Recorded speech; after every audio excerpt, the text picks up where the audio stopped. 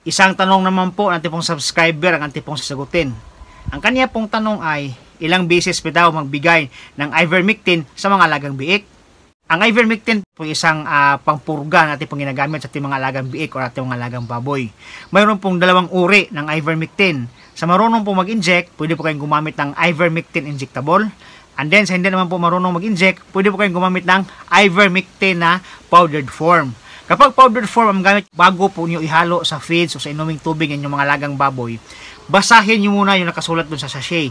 Ang tamang dosage po yung pinaka-importante. Kung sa isang sachet, kung ilang biik ba o ilang heads ng biik ang pwede nyo pong bigyan ng ivermectin na pampurga.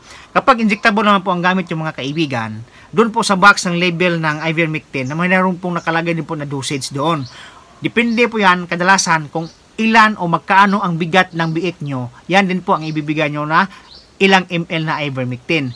Pwede po kayo magbigay ng ivermectin sa mga alagang biik o sa mga alagang baboy nyo once a month po. Ang tamang pagturok po ng ivermectin ay hindi po siya IM o hindi po siya sagad sa laman, kundi ang ivermectin po ay sub-Q o subcutaneous lang. In short po mga kaibigan, ito po ay dapat nasa taba lang po natin mga alagang baboy o mga alagang biik. Kaya po ang pagturok ng ivermectin ay doon po kayo magtuturok sa hita. Binatil lang po yung kanyang pangulihang paa at saka yun na po iturok yung needle ng ivermectin.